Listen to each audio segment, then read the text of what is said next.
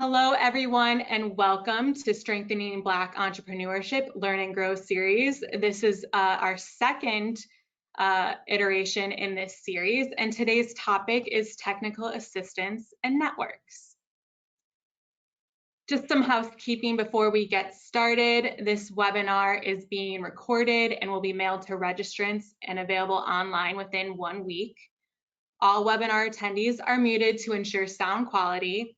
But we do want to hear from you. So if you have a question or if you want to share your thoughts with us at any time, you can do so by typing into the text box of your GoToWebinar control panel. And if you experience any technical difficulties or issues, please email gotomeeting@prosperitynow.org. We also want to make sure that you get the most out of today's call. So we hope you're joining us from a quiet space. We recommend that you grab a coffee or a snack and settle in for this great discussion. And to engage with us, send us your questions, your comments as you listen, and we hope that you take time to reflect on ways to apply what you learned today to your own work. Again, during our group discussion and Q&A, we want you to feel free to ask the speakers any questions using the chat box. Also, add your reflections and ideas for conversations. Discuss which areas of savings policy you think should be prioritized at the federal and state levels. Share what exciting policy developments you have seen at the local and state levels. Anything relevant that you hear today and have thoughts or ideas for, we want to hear more from you. Again, here we recommend that all webinar attendees, they will be muted at the start to ensure sound quality, but you can share comments and or ask questions at any time by typing the question into the text box on the control panel. Again, if you experience any technical issues, email gotomeeting@prosperitynow.org. Some background about Prosperity Now. Our mission is to ensure everyone in our country has a clear path to financial stability, wealth, and prosperity. And so with that, we'll get ready to start the show here. So I want to introduce Madeline Santana, Program Manager at Prosperity Now.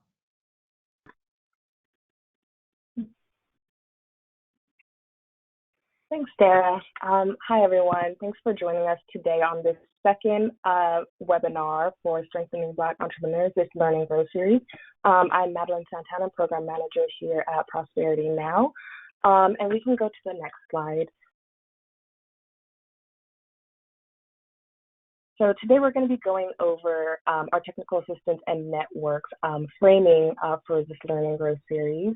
And just a little context, the sort of background for this part, which we'll get into shortly, but the grand lofty vision that our group had for technical assistance and networks was that CDFIs envision a future where they have the resources and capacity to offer more accessible and culturally sensitive technical assistance, both virtually and in person, that address the needs of their clients. So that is sort of, again, the big lofty goal of what our CDFIs are hoping to achieve. And we'll get a little bit more into what this looks like. We can go to the next slide. So today, just for the high-level agenda, we just did our housekeeping.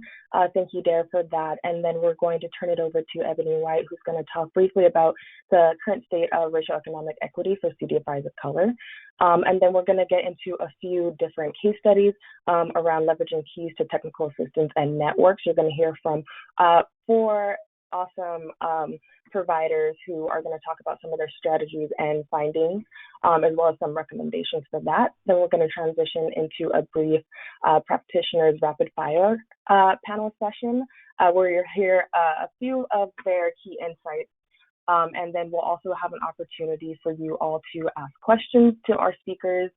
So be sure to drop those into the chat when you have them.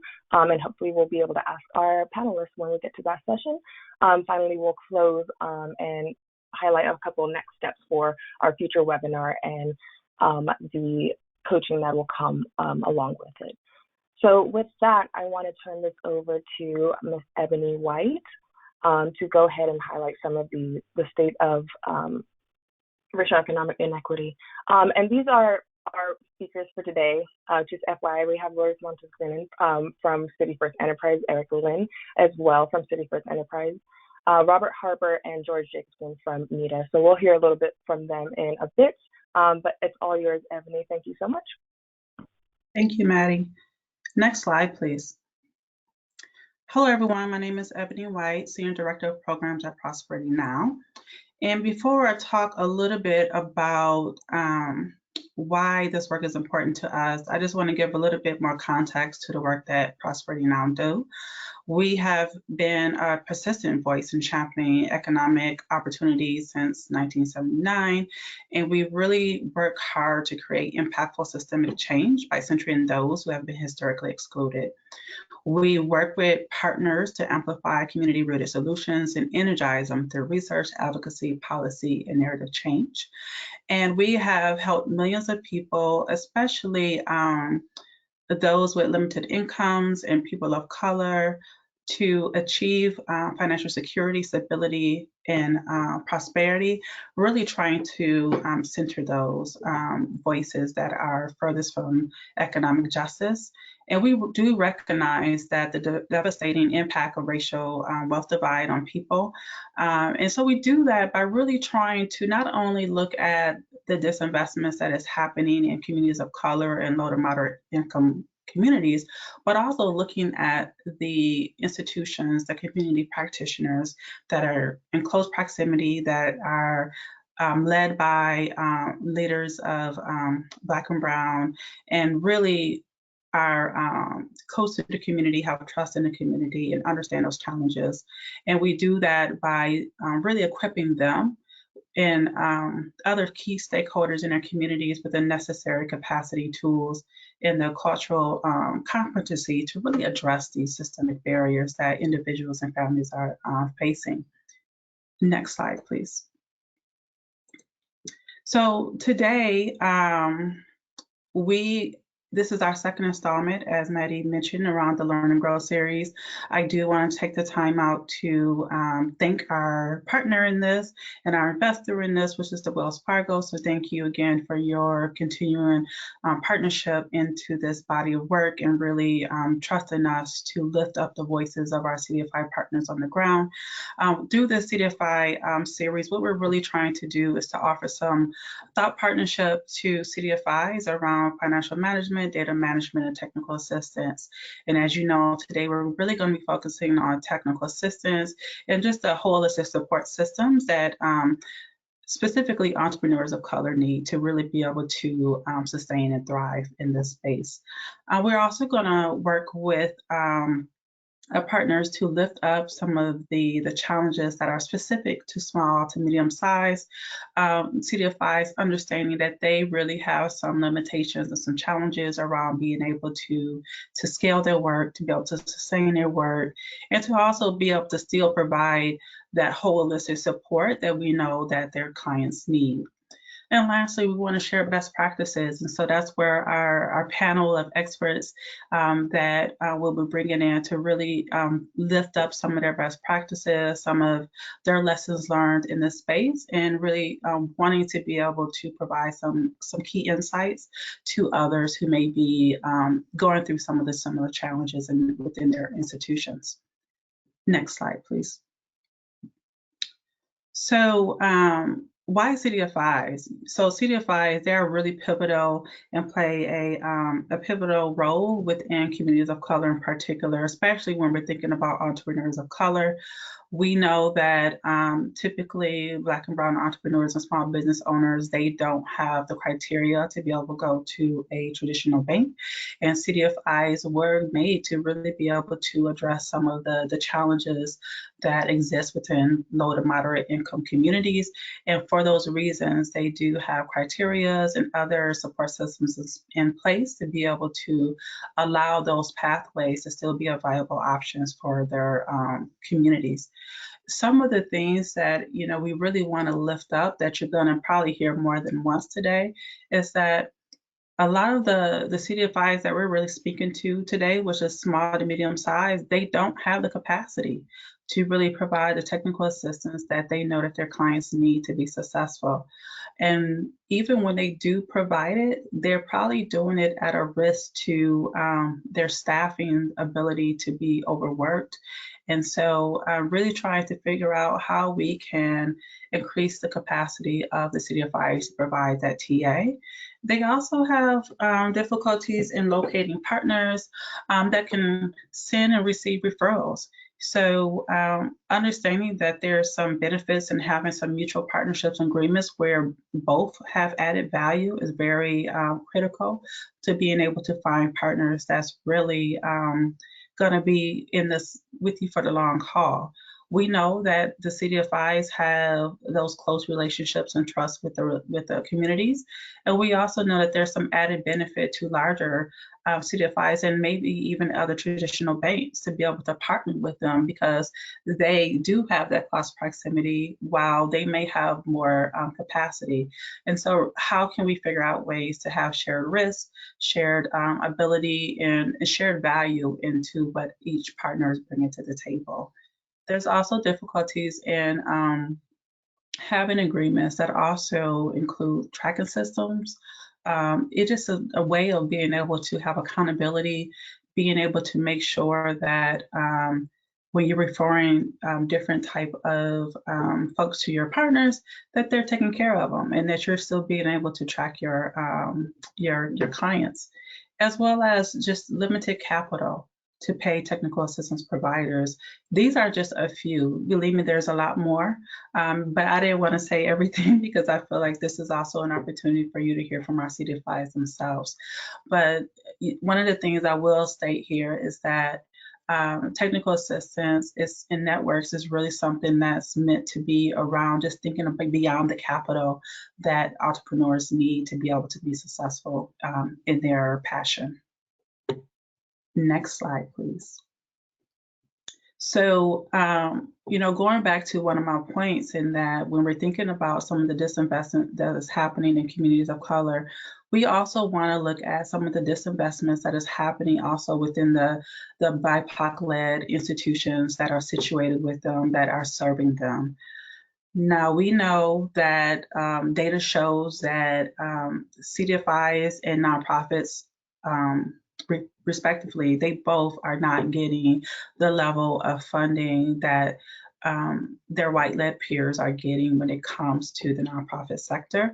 We also know that CDFIs get funding from a lot of different venues. And so for this discussion, I'm just going to bring up one example just to speak to my point, which is around the CDFI fund. And so the CDFI fund is a fund that was really slated for CDFIs because they are the front lines of relief for vulnerable communities. And CDFIs can be banks, credit unions, loan funds, venture funds, but they're all accredited by the U.S. Treasury CDFI fund.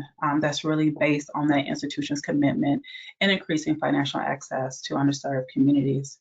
What I want to really speak to in this particular slide is that it really speaks to just some of the discrepancies around white-led CDFIs, the level of funding that they get, as well as CDFIs of color. And so you will see that white-led CDFIs outpace minority-owned awardees every year.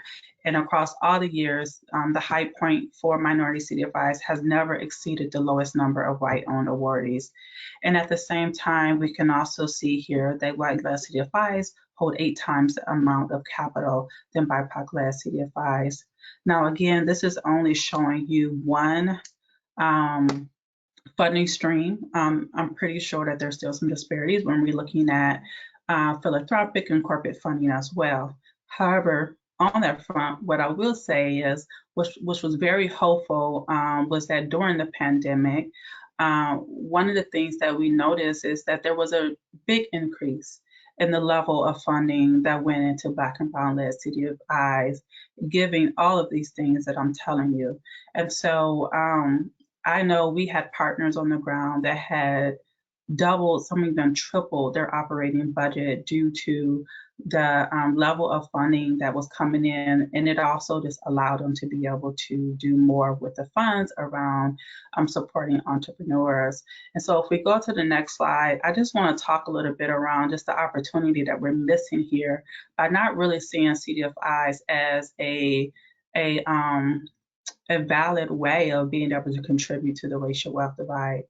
We know that during the COVID and with the PPP loans, there was a lot of different reasons that came up for why some of the traditional banks were not providing service to a lot of the entrepreneurs that we're speaking about today. Some of them are listed here. You know, some of them was we're only serving our current customers, or we're only serving those who have current loans with us. And some said we're only taking applications, but we're not, you know, that's prioritizing loan amounts, the larger loan amounts, because they wanted a return on those. And so what was really cool about CDFIs is not only were these things not an issue for them, but they also were able to really provide the technical assistance that was needed for business owners to be able to take advantage of these things. It could have been helping them do the application. It could be being able to translate some of the language barriers that exist. It also could be just really being okay with smaller loan amounts. I mean, those are the loan amounts that they're typically working with anyways. And so it really opened up the avenues for other businesses to not be able to close their doors. Unfortunately, we know that a lot of entrepreneurs of color still had to close their doors as a result of the pandemic. But at the same time, I think what I'm nervous about, and what I can tell you some of my CDFI partners are nervous about, is that the level of funding has slowed down, drilled down since the pandemic. And so I think we have a pivotal moment where not only is this increase of capital allows them to be able to do loans and do all this great work, but it allows them to be able to provide the extra resources that their clients need around technical assistance and resources. And so my ask to you, my action to you is, as we're continuing down this conversation, and once you go back into your networks, be an advocate around really helping us to help people to understand just the impact of having that flexible, unrestricted capital, because that's where they can really use that money to go into their technical assistance services. Next slide, please. So again, I'm not going to go too much into the session objectives because I believe we talked about them a little bit, but real quick, we really want to help folks understand how having those deep relationships in the community is a core to a pipeline of referral networks, resources, and pipelines. We also want to help people to understand their ecosystem and why it's important for them to do the work to assess, because it will help you to be able to figure out what those long-term strategies are that you need to be able to address your financial, programmatic, and stakeholder needs. And lastly, building relationships and networks, they not only help you to be able to your work as a CDFI, but they also help you to build a stronger ecosystem for your entrepreneurs, and to also help them to find other opportunities where you don't have to be everything to everybody. And so with that, I want to say I have one more slide. Or am I transitioning? Yeah, I am transitioning. So at this point, thank you. I hope I was able to set a framing for you as we go into this conversation, and I will pass it over to Lourdes. Thank you. Thank you, Ebony. Hello, everybody. Good afternoon. My name is Lourdes Montes Grinan, and I am a small business loan officer with City First Enterprises. City First Enterprises is a CDFI headquartered in Washington, D.C. We serve the DMV area, D.C., Maryland, and Virginia, and we have been in operations for 30 years. The focus of our lending is commercial real estate, small business, affordable housing, home ownership, and we also provide and green lending. So we work with small businesses and also with nonprofits who want to achieve their goals within the industries that I mentioned. As for me, I have close to 20 years of experience in the community economic development sector. I have had positions in CDC's managing programs for underinvested communities. Then I spent good part of my career working for a national bank in their community development team, assessing, working with nonprofit organizations, including CDFIs, and advising them on ways to get investment from banks and from other funders. And then now I joined CFE, and it's really good to be back on the trenches, working directly with the people that we really want to help growth so that our economy prospers even more in our communities. So we are very excited to be part of today's presentation, and we hope that by sharing our ideas and our experience, we can make you think of other ways of improving or expanding or perhaps working on your technical assistance programs from now on. So we're very happy to be here with you. Next slide, please. So technical assistance, as Ebony did an excellent introduction to technical assistance, I want to just go back to the basics and think about why technical assistance is important in what we CDFIs do. We are mission-driven organizations, and we know that technical assistance is an intrinsic component of what we provide. Beyond the loans that we help bring to our communities, more than in one occasion, if not in most times, our clients come to us perhaps not ready to get the loan. We meet them where they are. If you think about all the clients that you have helped, you know, even just this year, there are clients that are far from being ready to apply for that loan, either a personal loan or a small business loan or a home buying loan. They are just thinking about it. If it's a business, in many occasions, they don't have the financials that they need to be ready to apply for a loan. So we really take the time to work with them to get them ready to achieve that goal. And that help that we provide is technical assistance. There might be some services that we provide that we haven't thought about as being part of technical assistance. In many occasions, as we look at larger CDFIs and as we look at the technical assistance programs that they provide, we see that they have a very robust, perhaps complete set of webinars and sessions that they have.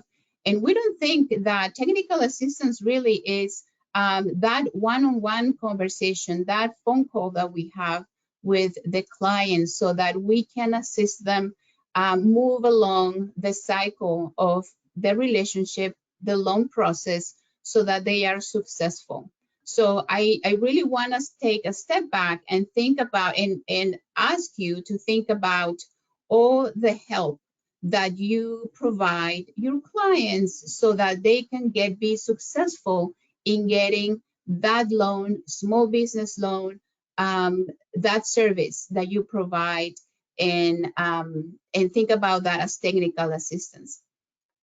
Having said that, so technical assistance really, there is not one size fits all as you know form of it, because we are all different. Our sizes is totally different. Our staff capacity is as well. We might not have somebody dedicated solely to do technical assistance. Sometimes it's the loan officer. Sometimes it's the person who answers the phone and takes the intake application, the ones that that provide technical assistance. So think about the staff, the team members in your organization. Think about all the support that you currently give to your clients, and start, if you don't have it, then start mapping out all the services, all the touch points that you have with your clients so that you can see exactly what kind of technical assistance your organization is providing and perhaps is not getting the funding for at the moment. We really hope that with this conversation, we help you clarify the type of technical assistance that perhaps you provide, perhaps you don't have it formalized yet, but we really want you to take it to the next level. When we talk about technical assistance as well, we deal with individuals, and in many occasions, our clients, because they trust us, because we're mission driven, and because we ask them deep questions about their businesses or their financial situation, they might open up and they might share all their challenges that they have in their lives and that they're going through. So in many occasions, even though we might be a CDFI that only provides small business lending, we find ourselves trying to help our clients by referring them to other services that might help them, perhaps, in the quest to buy a home if we don't provide that service, or perhaps, something related to personal lending. So the fact that we are in this business doesn't really puts us in a corner that we're just focused on a small business or entrepreneurship lending, right? We touch the lives of these individuals. We get to know them very well. In many occasions, they open up, and then we have the opportunity to either refer them to somebody who will provide the assistance that they need, and or us perhaps refer them within our same organization to another service that we provide. As we work with our clients and as we identify the challenges and the needs in our communities, in many occasions is because of this great influx of clients that perhaps ask for a specific service, that we as organizations start thinking, is there an opportunity for us to provide technical assistance in XYZ area, something that we maybe didn't consider before, but that the community is asking for. So again, pause, think about where your organization is, what kind of services you provide, and what you hear from your clients. It's key for us as CDFIs and as officers and staff members of these nonprofit mission-driven organizations. I think we're really good at listening, and I hope that by listening closely to our clients and by listening to their needs, we then start identifying if what we are providing is what they need. Then let's continue to make that better. And if not, perhaps if there is an opportunity to build a network of other professionals that can then help meet the need.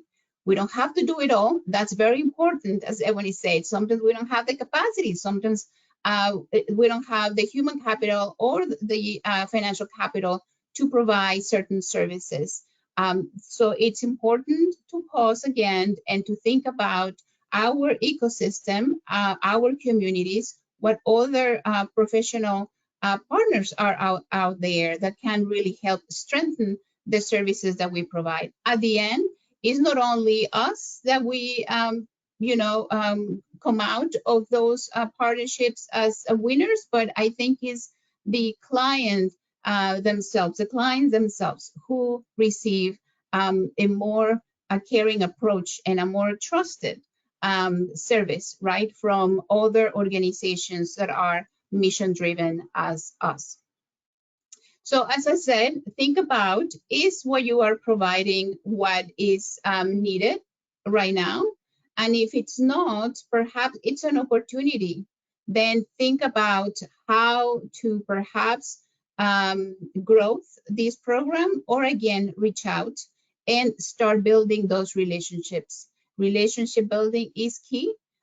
internally in your own organization, if you're gonna refer these clients, your clients, to other people, and or externally in the community, who is going to help your organization, who is gonna help you to give the best service to your clients in order for them to achieve that goal that move them to come to you, either a business loan, either another service on combined education or other service that you might provide. Next slide, please. Now I'm gonna turn it over to my colleague, Eric Lin, and he's gonna be talking more about how to build these relationships and ecosystem. Thank you, Eric. Thank you so much, Lourdes. Thanks for that introduction, and thank you everybody for attending today, and to the Prosperity Now team for organizing this. So my name is Eric Lin, and I'm Senior Program Analyst with City First Enterprises. Just to give a little background on myself, let you know why it's relevant that I'm here talking to you all today.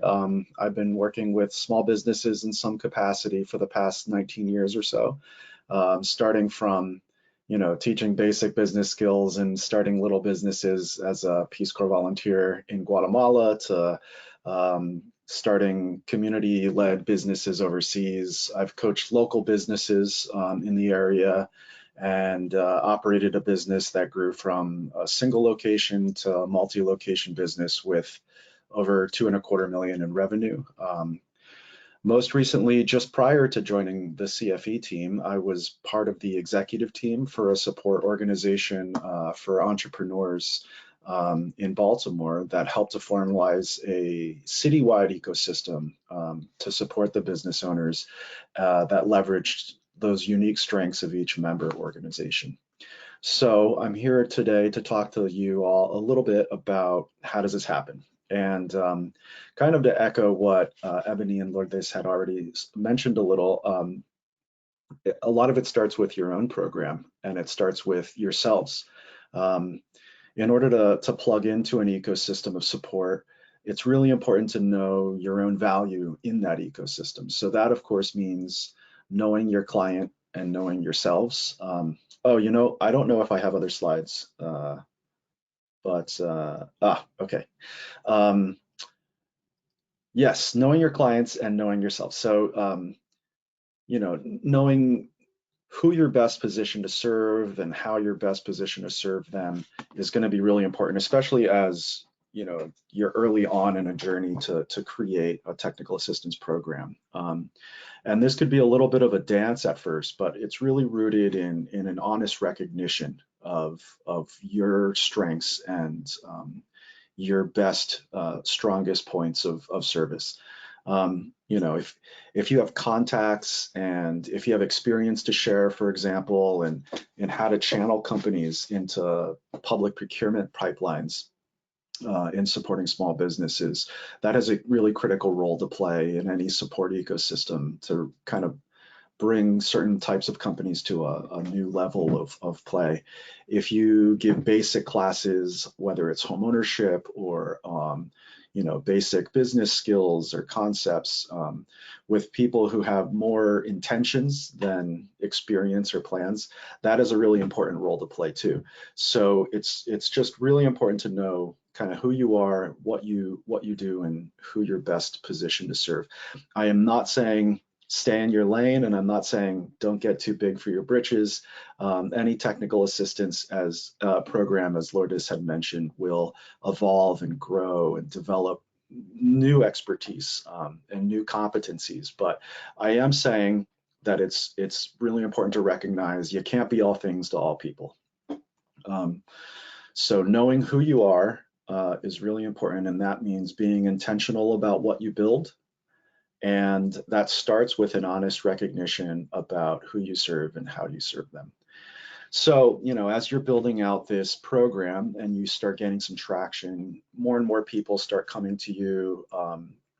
Great program, great problems for us all to have.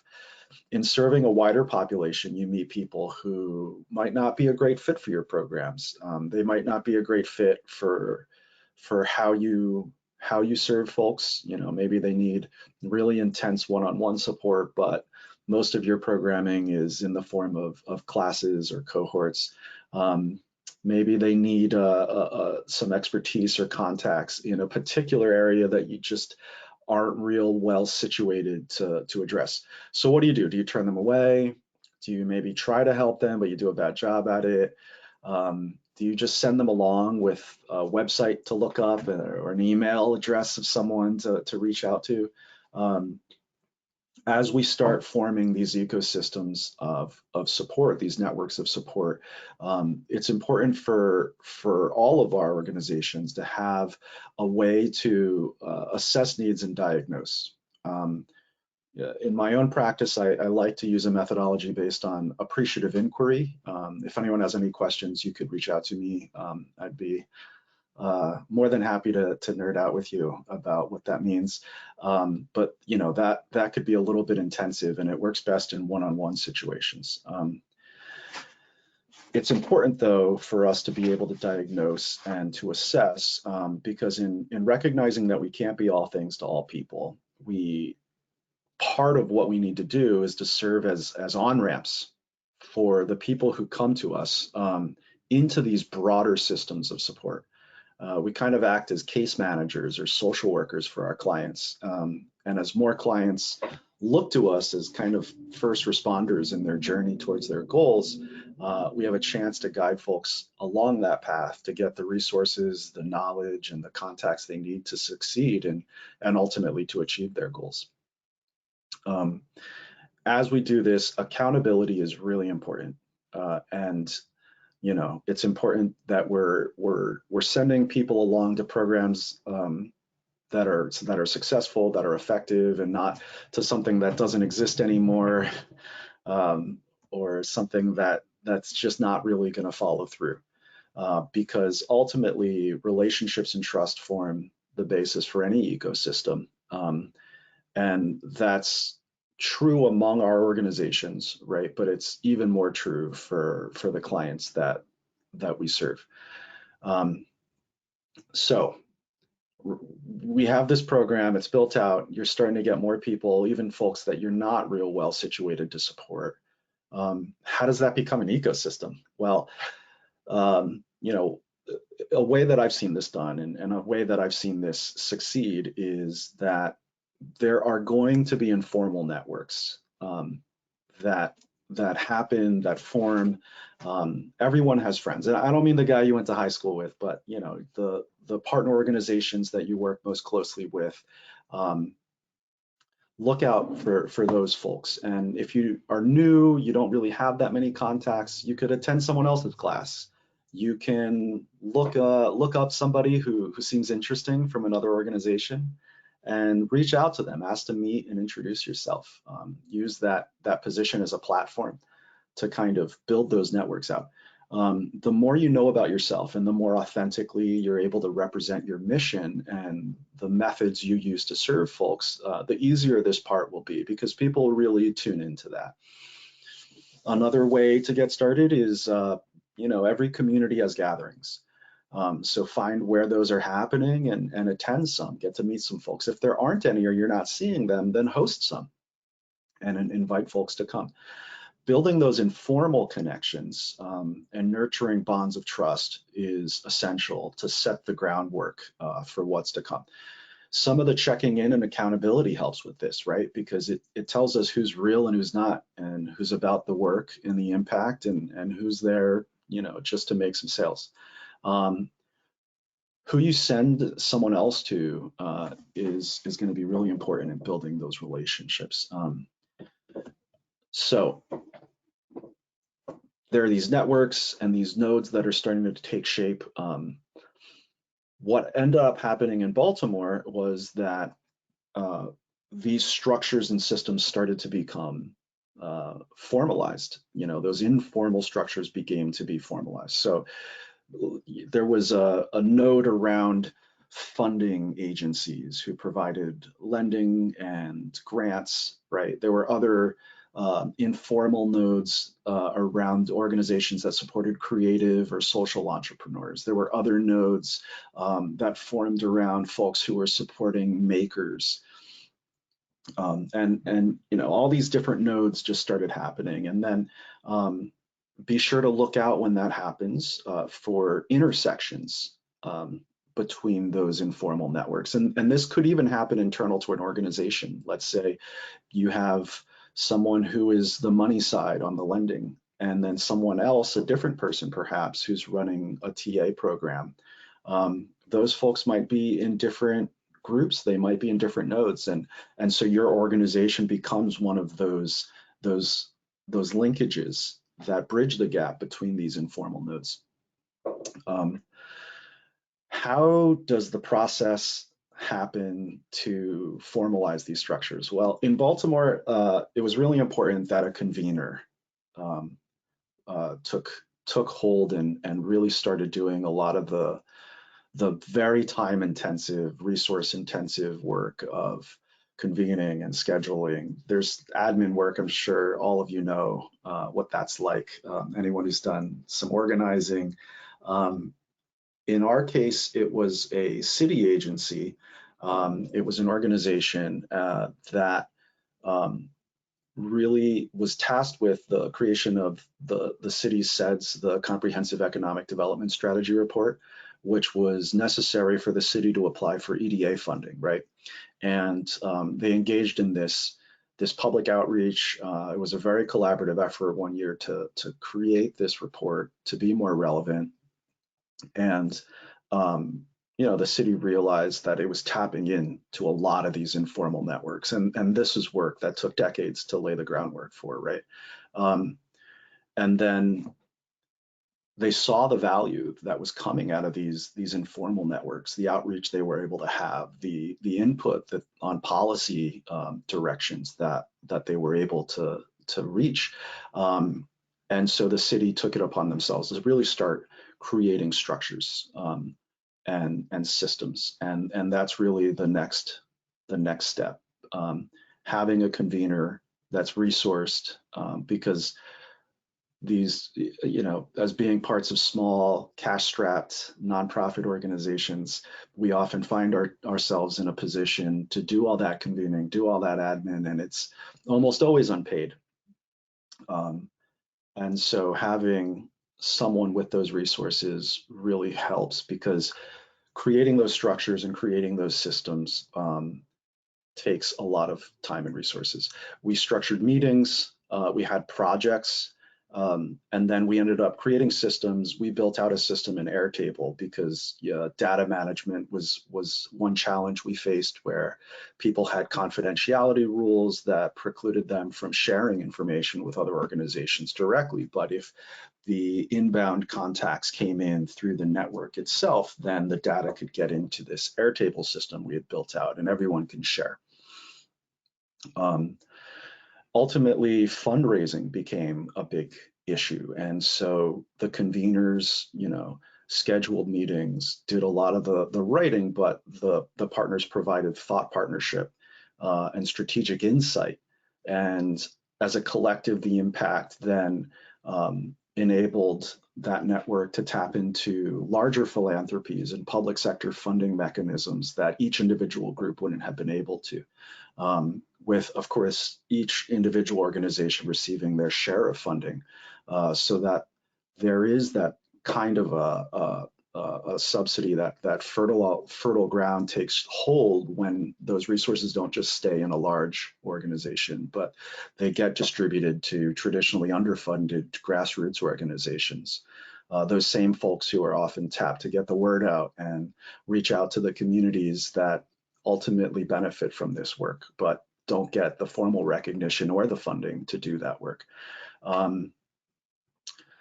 Ultimately, there was a network that launched in 2020 that formed with 15 agencies and organizations from the public sector, nonprofit organizations, CDFIs, university programs, and supported more than 3,000 businesses in Baltimore to access over $50 million in recovery assistance. They also created a vendor directory because, of course, we can't be all things to all people. And that vendor directory kind of provided a trustworthy directory of professional service providers that was vetted by folks who had done some of that accountability work and were able to say, you know, we've sent folks here, they're responsive, they're effective.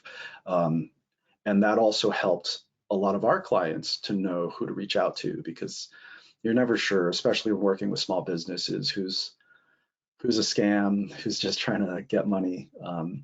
So that was also a really a great initiative with a lot of impact. So in closing, ecosystems are really important because you can't be all things to all people. And serving as an on-ramp to those greater systems of support, having some sort of assessment and diagnosis is important. Creating informal networks and nodes, looking for intersections and in connectivity between those informal networks, and then ultimately looking for ways or advocating for ways to formalize those structures provides an ecosystem where, you know, you're able to achieve you know, greater than what the sum of each individual organization could achieve. So thank you so much for your time. I am handing off to my esteemed colleague, Robert Harper from MEDA. So Robert. Thanks, Eric. Sure. Is everyone able to hear and see me? I'm gonna go 2 for 2 there. All right, can we go to the next slide?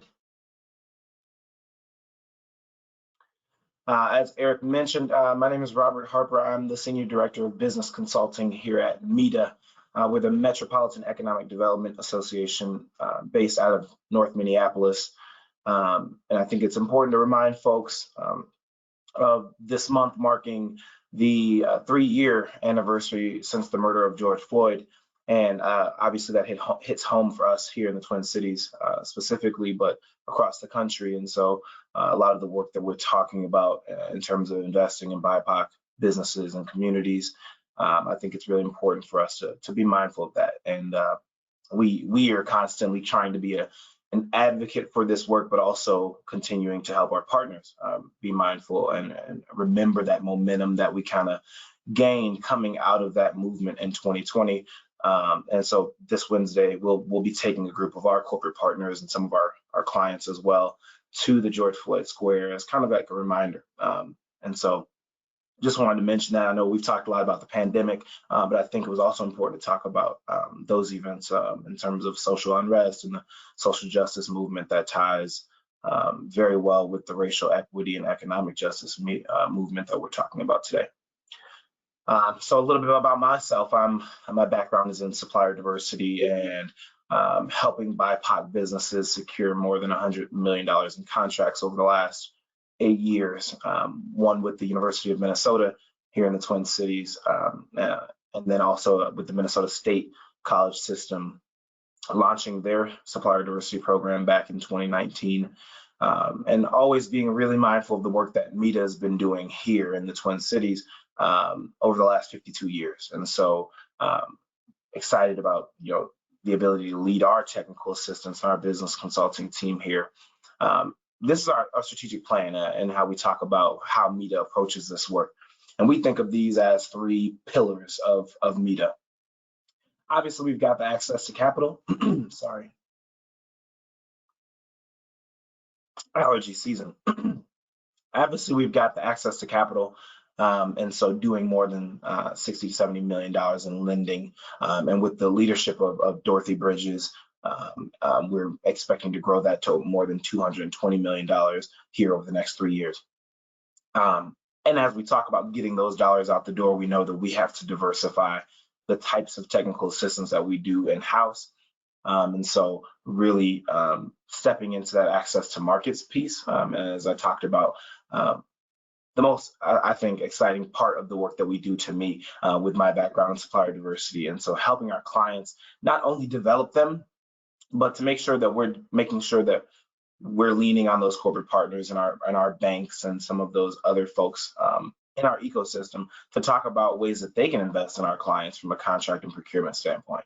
And so we do that through a program called Ascend Twin Cities, actually National Ascend program coming out of the University of Washington. Some of you may have heard about, and partnering with JP Morgan Chase on that has been a really exciting program, helping our clients get more than $30 million in contracts last year with Target Corporation, Medtronic, United Health Group, and some of our other large corporate partners here in the Twin Cities. Then what we're here to talk about today, management education and technical assistance, which is how we do that work. I always say our business consultants are our first stop for a lot of our clients when they see us out in community at events. And we want to be not only someone that they can talk to and coach through as they maybe apply for a loan, but to help them think about other ways that they can improve their business itself. And I think it's our job from a technical assistance provider to make sure that we're keeping those folks aware of the importance of that technical assistance, and not to have them say, hey, well, I'm here for a loan and I don't really want to see value in ways that you're helping me with my strategy. And so we have a team that's done that. You'll hear a little bit more after my presentation from my colleague, George. And George has been leading our MBDA, Minority Business Development Agency department for a while now. And having a little bit of that historical context when we talk about, I hear a lot of the presenters before me talked about the transitions that our organizations have gone through. And I think it's important to be mindful of that when our clients are asking for something different. And so all of this, as you can see, is really staying rooted and grounded in research, policy, and advocacy. And so you don't want your CDFI to be kind of out of touch with current happenings, right? And so I had the opportunity to help write the Disadvantaged Business Enterprise Goals, DBE goals, here with the Minnesota Department of Transportation, and helping our clients to have access to those types of opportunities when we look at a system that is realistically seeing more and more funding coming from the federal government and yielding little to no spend when it comes to particularly our Black and Latino contractors. And so how do we at MEDA start to become a pipeline for our clients to those public sector contracts? I think we have a responsibility not to just, again, have that development piece. Obviously, we are a small business development firm, but sometimes you can get lost in a deficit perspective of focusing on how to grow the client itself rather than what systems are out there that might be causing disparate outcomes for that business, and how do you help them navigate that system and those realities. And then the other piece, private sector contracts. That's something that can help those businesses grow and have a sustainable kind of source of revenue. Next slide. And so again, as we talk about working within your ecosystem, there's a lot of things that we should be thinking about. And one for me is positionality. What is your niche? And how do you stand out from some of those other CDFIs or small business development organizations? For us, we're the only organization in that ecosystem that can speak to those three pieces that I just talked about, and not just being a community bank or a financial institution, but also a place where we can share some of those resources that we're getting in terms of grant opportunities, loan opportunities, and then understanding the corporate social responsibility goals of each of your local corporations. And so it's about having holistic kind of conversations with your corporate partners.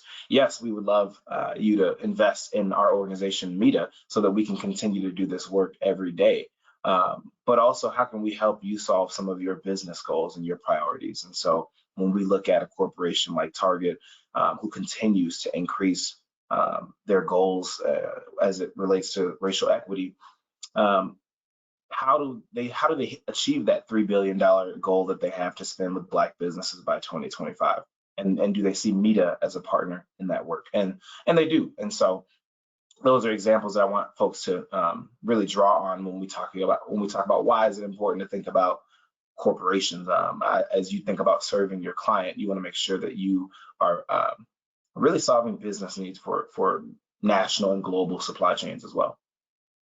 What we call the Catalyst Coalition here in the Twin Cities is another opportunity where we partner with local CDFIs here in the ecosystem, and again, pull together some of those grant and loan opportunities, refer clients back and forth to one another depending on what our particular niche might be.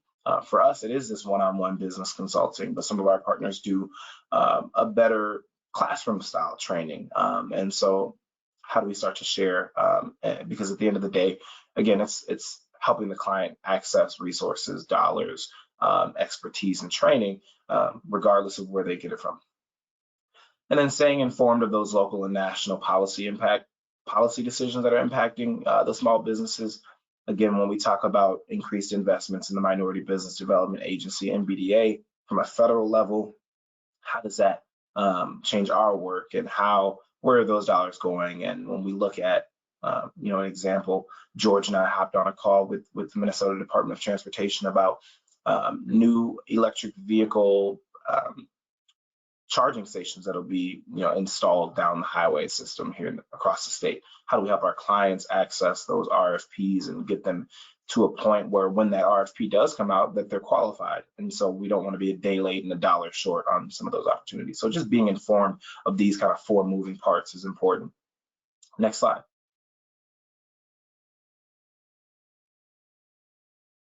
It's always important to again, listen to the community that you're intending to serve, because sometimes you're missing the mark. And so what we've done here is start to diversify some of the programs that we have in-house. We heard pretty clearly from our small startup ecosystem here in the Twin Cities that they wanted to see more from MEDA as a CDFI, and to start not only investing in those high growth clients who are typically above maybe $500,000 in revenue, to also start to relate and work to and have programs and shared events with those startup ecosystem providers.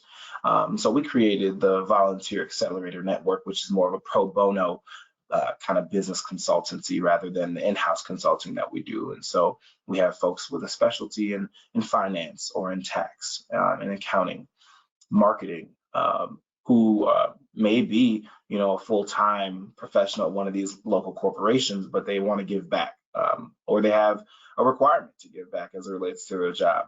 How do we pull them in and give them an opportunity to invest their time and expertise to our clients to help them? Then the Ascend Twin Cities program that I talked about really focused on contract and procurement opportunities with the private sector. And then the Minority Business Development Agency doing much of that work in the public sector and a little bit in the private as well. And so all of that being what we do in combination with the in-house technical assistance. Data is always important, and again, you don't want to be out of touch. So Dun & Bradstreet, local disparity studies that I know we're all familiar with. What are those outcomes that you're seeing in terms of racial equity? I think we can talk ourselves in circles about disparities or perceived trends in the economy. And so we want to stay on top of those. And then demand planning, we partner with what is called the Business Bridge here in the Twin Cities. And again, after the murder of George Floyd, we had Fortune 500 executives sit down at a table and say, how do we start to invest not only in local small businesses here in the Twin Cities, but also apply a racial equity lens to that?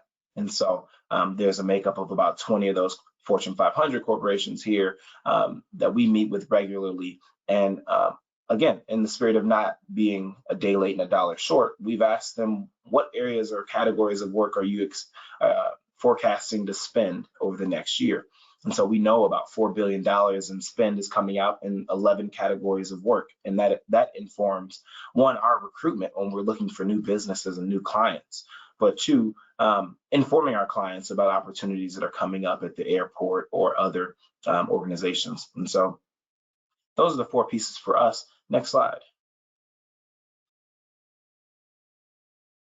I think we'll be sliding it over to my colleague, George, who's had a lot more experience here at MEDA. And as I continue to grow and lead our work here, it's been important to lean on George and his expertise. So George, you go ahead. Good afternoon. Thank you for the introduction, Robert. I'm George Jacobson, Director for the MBDA Business Center in Minneapolis. That's operated by MEDA, but it's funded under a contract through the U.S. Department of Commerce Minority Business Development Agency. A little bit of background, I've been 30 years or more as either a consultant or a director of various federal, state, and private sector business centers, performance-based contracts through various agencies like the Small Business Administration, Department of Transportation, Department of Commerce, all focused around helping people to get access to capital, contracts, and jobs. Robert mentioned some federal contracting opportunities related to the Investments, Infrastructure, and Jobs Act, also known as IIJA. A lot of opportunities, very complex contracting environment, but a lot of that work is going to be coming through Department of Energy and the Department of Transportation, and the vast majority of that money will be funded through state agencies representing those federal agencies. Next slide. Okay, so it's important to understand your client's stage of development. You know, what's their most pressing needs are, and how to best help them. Obviously, the needs of pre-venture concern is going to be much different than early stage development or a company that has opportunities to scale. Management of this effort really should begin with a CRM that suits the needs and size of your company. We use Salesforce, but there are a lot of other options to choose from. All of our inquiries are directed to an online registration. However, our initial engagement may be either virtual or in person, and that's based really on their application profile. Next slide. So we hope to look at many different things as we try to determine how we might best be able to help them. And really based upon our findings, they may be directed to one of several different programs. Generally, our pre-venture concerns are in companies with an annual revenue of less than 100,000 or less are referred to our Volunteer Accelerator Network, SCORE, and local community development partners. Companies with an annual revenues of less than 1 million but greater than 100,000 are assisted through our MEDA General Consulting Services Department. Typically, larger high growth concerns receive assistance through our MBDA Business Center and the Twin Cities Ascend program. Those that are seeking to start or grow through acquisition, scalable business ventures, receive assistance through our mergers and acquisitions team. Next slide, please. So our mergers and acquisitions assistance includes help with teaming, joint ventures, business continuity, and scalable business venture opportunities. We help our clients through the entire process. Depending upon what's included or what's excluded, we help with due diligence, valuations, financial projections, and effective loan structures. Some of these services require talents and times that can be expensive, so we enter into contracts with federal, state, and local contractors to help us underwrite the cost.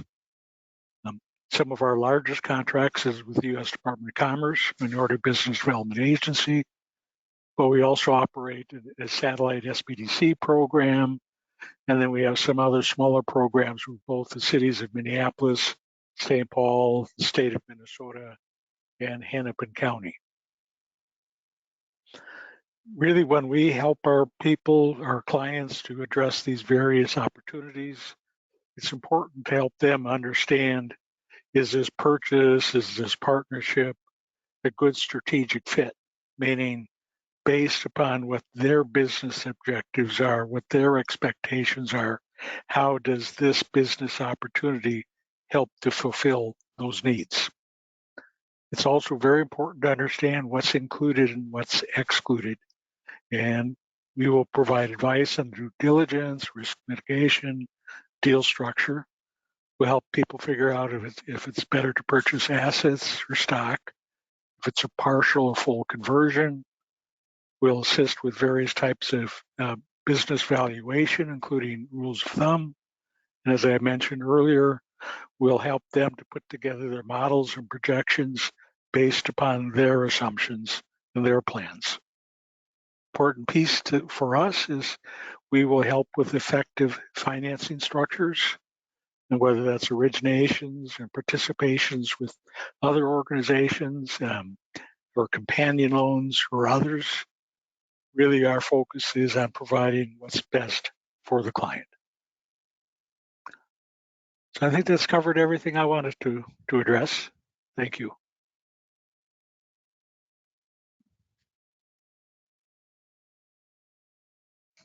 Thank you. Now we will continue to talk about how to finance your technical assistance. So data, can we go to the next slide, please? So data tracking and reporting is very important when you are thinking about how to pitch this need to funders. It is important to see first, you as an organization, where you stand, who you are serving, and what the needs are, and what the gaps that you are identifying are. Numbers are extremely important for you as an organization to tell your story. If you don't have a CRM system now, I would suggest that that is one of the top things that you put on your list. Think about the size of your organization and think about the options out there. I don't want to mention anyone, any specific tool or brand right now, because it will depend on what is available on your budget. We need to think about what is the impact that we are providing right now with the resources that we have and where we want to get. Therefore, data tracking is key to be able to show what we are able successfully offering right now, but as we move ahead in our plans, where we want to be and what the need is. So for data tracking, it's not only the basic demographics of your organization that is super important, but also look around and look at the public information, look at if you have partnerships with government agencies, look at the data that is out there for small businesses, for the communities that you are serving, for those communities that you are lending to. If there is any data that can back your pitch and the need of your organization to acquire more funding, try to incorporate that to paint a complete picture for funders as you go in this quest to get the funds. Now, where is this money? We have been talking a lot about relationship building and building trust. It goes the same for building the relationship with your funders, either a private foundation, either funding from the government, the local government, the federal government, and or from corporations. Identify who those big players are, who is interested in having your community, your immediate community prosper. All these three entities that I have mentioned, the public sector, the private sector, and private foundations really have a great interest in seeing your community prosper. Where can I find them? One thing, as I mentioned earlier, I worked for a national bank. I live in Baltimore, and there are, I'm pretty sure, in many of your communities, meetings, coalitions of these funders, either private and public, where they come together and they discuss the needs of the community. When you identify who those big players are, maybe it's one bank, maybe it's a credit union, big corporations, look at them, identify them, and try to find who those channels to send a grant proposal or a sponsorship proposal, where do they sit? Once you have identified how to get to those individuals, in many occasions, if you have those relationships with your local government, they can also tell you who the person is, and then you can reach out, and then you introduce your organization, and then you can start nurturing that relationship. It's very important that if you have a portal where you can submit a grant proposal or a sponsorship proposal, I would suggest, as I did this for over 13 years, to reach out, introduce yourself, introduce your organization, keep knocking on doors, and tell your story. Back the story with the numbers. Tell them what you are doing well and what you want to achieve. Having that relationship, I would call it partnership, with your funders, with your corporations in your community is key. I remember telling my community partners when I used to work at the bank, if you just come to me once a year when you want to get funded again, and I don't hear from you through the year, most likely that relationship is not going to go well. You want to let your funders, whoever they are, informed of how your organization is doing. I'm not saying that you will call them constantly and telling them, but it is important that if you do put up community events, that if you need volunteers to come and help you perhaps with an idea that you are entertaining for technical assistance, and you don't have the capacity in your organization, reach out to those corporations, because most likely through the CSR program or through the CRA program, if they are a bank, the Community Reinvestment Act, they have goals for their employees to reach out to the communities. So if you don't have the capacity, but if you need somebody to talk about financial statements, if you need somebody to come and talk about business development, many of these organizations are really looking for opportunities to bring these employees out and to provide these activities. So I really encourage you to be creative and to reach out, knock on doors, and once you have landed that one-on-one with a funder, tell your story, back your story with numbers. That's why it's important to have a CRM system in place, or any system that you have that can help you bring the numbers to the story that you are sharing, the need that you are sharing. Also reach out to your government partners, because they also might help you in securing funding. If you are thinking about a coalition that perhaps there isn't one where you are, and there is just a few organizations, I would suggest sit down with these partner organizations, not with the funders yet, and talk about how that coalition would work, what need you're tackling, what gaps you're trying to meet, and then together, perhaps the stronger organization as a coalition reaches out and then try to get these funds.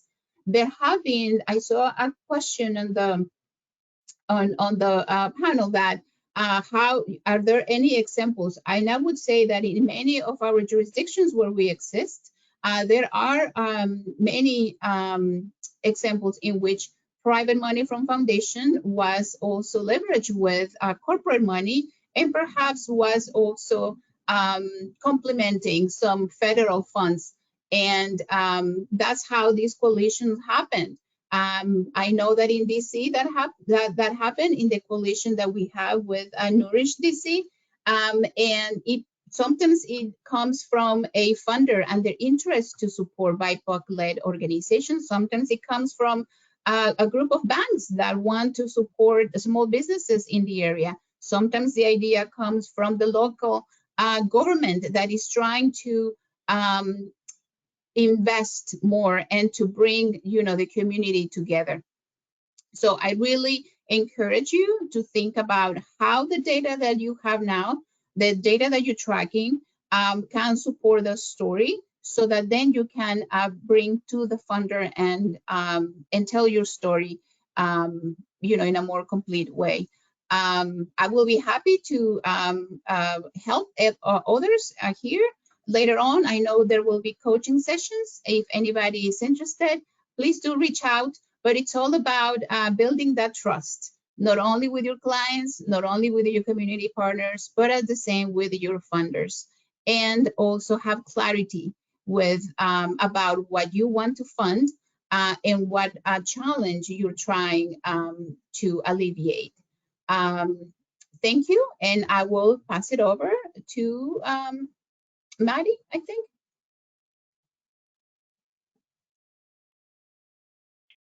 Yes, thanks, lawyers. And I want to thank all of the speakers that we had today. I'm going to ask all of you to come back on camera, Lourdes, Eric, Robert, and George, and we're going to move into a bit of a rapid fire discussion. And we'll spend about a minute per question, given the amount of time we have left. So once our speakers are back on, we'll get into it. But the first question I want to ask is for all of you to respond to, and that is, how have you all built relationships? What did it really take for you all to develop trust? And I'll start with you, Eric. Sure. Trust to me is really, it's reciprocity at the end of the day. And that's, I'm helping you and you're helping me, but it's not transactional. It's not tit for tat, keeping some sort of record of what is owed. It's just helping the best you can and asking for support when you need it. Okay. What about you, Robert? Yeah, for me, I think it's the people you bring in. And so for us, having a team of consultants who have that reputation in the community of serving BIPOC communities and or clients. And I always say it's nice to have folks in-house that are out in community for non-business related purposes, right? And so being those boots on the ground, building a reputation for being an ally or an advocate for the communities we serve is the first and foremost step to kind of establishing that trust. Thanks, Robert. And George, would you add anything to that as well? How have you built relationships? Sure. Well, I think the adage, and success breeds success, really applies here. Good client relationships, good client results. A large part of the clients that I end up connecting with are referrals from other clients on related projects or entirely new client situations. Organizational relationships, banks and institutions, other service providers. MEDA is not the only business development organization in town. There are many others, very complementary, and building relationships with those management people, those staff people from those other organizations, so they understand what we do at MEDA and the MBA Business Center. Those are probably the two single largest sources of new clients and ongoing relationships that we have. Thanks, George. And Lourdes, what would you add? I would just add, be a partner, be present, listen, and if they reach out for help, be there and show that you are genuine in this support that you want to provide. And I think if you are genuine and that you show that you care for the community and that you want to be a true partner, that means being present, obviously when you can, not all the time, but when you can, I think that helps, build that trust among partners, among clients, and with funders. Absolutely. Thanks, Lourdes. And so, George, this next question is for you. So how have you at MEDA intentionally been creating space for others to join, whether as a convener or as part of a greater ecosystem of support?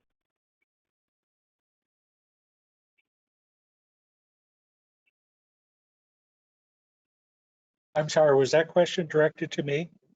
Yes. Could you, I'm sorry, could you please repeat that? Yeah, of course. So how have you intentionally created space for others to join either as a convener or into an ecosystem of support? Well, everything from on-site visitation to off-site at MEDA offices. Sometimes, depending upon the content of discussion, particularly if you're engaged with someone who is looking to maybe acquire another company, or they're looking to exit the business and they want to have private discussions, or certainly conversations that are not yet to be made public to the rest of the staff. That's a way to address that. And that builds that trust and relationship. Other times, if you're looking for contracting opportunities, earlier I mentioned the Investments Infrastructure Jobs Act. It's brand new, it's very complicated, and it's rolling out. And it needs to be able, someone to be successful needs to understand who I can talk to, where I can direct communications, what databases are available to help get some of that preliminary information. And a lot of times we will have access to that database and those systems that our clients don't have. And so again, that by providing very unique current data and information to our clients, that builds a trust and relationship so that they know that you're in a position to provide value add in that discussion. Thanks for that. And Eric, we're going to move to you for this next question. What success have you found in sharing opportunities? What did these sort of successes look like? Were they like educational, formal practices? And additionally, how have you been able to hold accountability for others? Yeah, I think, you know, of course, there's a time and a place for just having good data and sending targeted communications out to a lot of people, but I also think that it's worthwhile to just connect with people as humans, keep up with the folks in your ecosystem and kind of know what they're up to and what they have going on, and making connections that way I find often to be really fruitful, because you're really targeting the right connection at the right time for folks. And you know, accountability I think is also related to building relationships and trust, because we don't want to just be yes folks to the people around us. And you know, I think the connections that I find I end up building deeper and holding on to are sometimes the folks you could be really honest to and just say, you know, like, that thing you did, it didn't really work for me. Or, hey, there was a client and they didn't seem to get what they were looking for. What happened? Was it the wrong connection to send them your way? Is that not really what you do? Was I wrong there? Or did something get dropped? So having those conversations and I think also really helps. Thanks, Eric. So Lourdes and Robert, this one is going to go to you, and we'll start with you, Lourdes. But what types of challenges, whether cultural, language, or otherwise, have you experienced as a TA provider, and sort of what was the workaround? What solutions did you identify that worked well for you? We can start with you, Lourdes. Thank you. So one of the typical ones is when you have an influx of a new community coming to your area, right? It could be that not only language is a problem, but culture is a problem. Perhaps in their countries, lending looks totally different, and it's very different than the complex American system. And I know this because I was not born in the US, I grew up in another country. And even though I came here as an adult, that shock, it's still very strong when you come already with a knowledge, to do many things. So for many of the clients that we serve, the challenges go beyond language. It's also about how they approach the lending and how they approach their relationship with these organizations. So the lack of trust could be one also. And the way that we have worked around that is by reaching out to our ecosystem. And there have been usually many instances in which there are community groups that are working directly already with these communities, and that we can bring them to the conversation, perhaps to start building that trust. And once we gain that trust, the relationship, the business relationship goes a little bit more smoothly. Also, at least in Baltimore, we have an office of immigrant affairs, and they are really good at working with community partners and basically brokering a relationship when we have a service that we want to provide, and for some reason we have challenges trying to meet that. So reaching out to the community partners that are working with them. Churches is another one that is also sometimes overlooked. So try to identify what are those groups that already have a lot of respect and trust with these communities. And then, again, be present, show up as a partner, and slowly build that trust and relationship.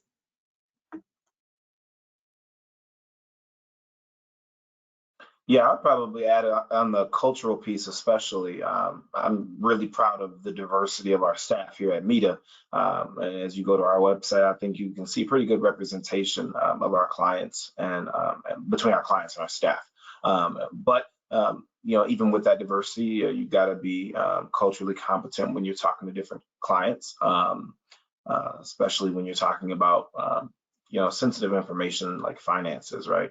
And so I always talk about how our consultants in-house are better able to say no or not yet. And so how you turn those clients away based on, that project aligning with the, the expertise or the work that we do.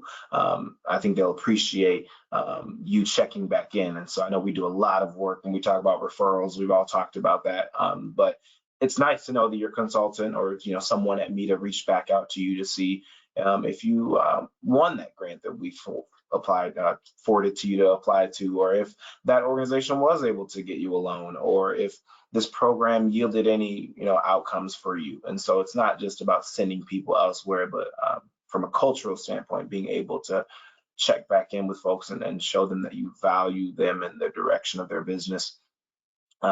Again, ability to say no or not yet. And how we ask questions. I know we ask a lot of questions, and I know I try not to speak on behalf of Black folks, but I know a lot of Black folks are wondering why you're asking so many questions. And so how you go through those questions is important. And building that trust, as Lourdes talked about, is key.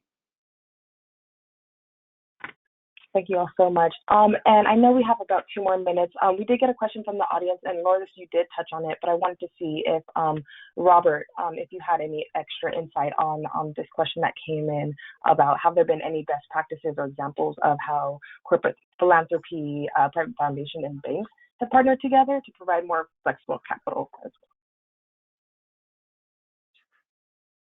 well? No. That's not, on my side of the house here at MEDA, but we do a lot of that work in terms of diversifying how we collect those funds, PRIs or project-related investments from foundations, partnering with a number of the large banks here. We've got a great relationship with US Bank, who our board chair is a part of. And so diversifying the streams and how you're getting those funds from banks and partners. I know a strategy of MEDA, but that's as much as I'll say about that. Thanks so much. And I know we're just about at time, so I want to thank you all again for sharing your expertise. I know you gave a bunch of nuggets for people to grasp onto. We have heard people ask if these slides are going to be available, and yes, they will, along with the recording. So once again, I want to thank you all. You all can go off camera, and we'll just move into sort of the next steps for this session. Thanks, Lori. Thanks, Eric. Thank you, Robert and George. And so you can go to the next slide. Our third and final webinar for this series is going to take place next Wednesday, the 17th, from 3:30 to 4 Eastern time. And this is going to be on our data management, so data-driven strategies for BIPOC-CDFIs. Next slide, please. In addition to that, we also have mentor coaching available. Next slide, please. And so the sign-up process for that is pretty simple. Complete the registration questionnaire that you get in post-webinar survey after this closes. If you're interested in this coaching, we ask that you attend or watch all 3 of the Learn and Grow Series webinars, as well as completing the follow-up application that will go out the week of the 22nd. Bookings are going to open up immediately on June 1st. So the scheduling availability is going to be pretty limited to the month of June. These are going to be one-time 90-minute sessions, and it is first come, first serve. So please make sure to get that in as soon as possible. Next slide, and I believe I am turning it over to Dara to close us out. Thanks. Yes, thank you. Other next steps, if you were interested in what we learned today, there's more ways to get involved. First, visit our Advocacy Center on the Prosperity Now website to stay up to date with advocacy opportunities and efforts. Right now, we have an ongoing opportunity to take action on federal baby bonds. We also ask that you complete the survey that will pop up after this webinar ends. Let us know how we did and what more you'd like to learn about. You can sign up for one of our networks via that survey to stay in the know about issues you care about, and let us know your suggestions for future call topics. Yes, apologies, you might hear my dog barking in the background. And just some more information on the Prosperity Now community and the networks that we host. The Financial Security Network and Affordable Housing Network might be 2 that are of particular interest to you who attended this webinar, but we also have our Taxpayer Opportunity Network and the Campaign for Every Kid's Future. Within these, you can learn more information about these topics. You can volunteer for working groups and leadership groups, find out about more advocacy and webinar opportunities. And with that, thank you all for joining us today. It was great having you, and stay tuned for our next discussion in this series. Thank you so much.